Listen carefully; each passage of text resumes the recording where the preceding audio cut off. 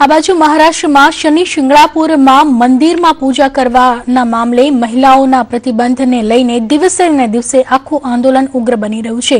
મહારાષ્ટ્રના તમામ જિલ્લાઓમાંથી મહિલાઓ શનિ શિંગણાપુર તરફ પહોંચી રહી છે। આ મુદ્દે દેશભરમાં ચર્ચાઓનું બજાર ગરમ થઈ ગયું છે।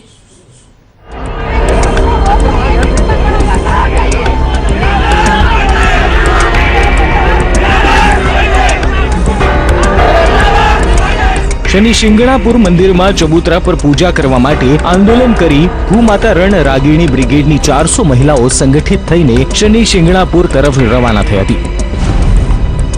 आ महिलाओने शिंगणापुरथी 80 किलोमीटर दूर पोलीसे अटकावी दीधी हती।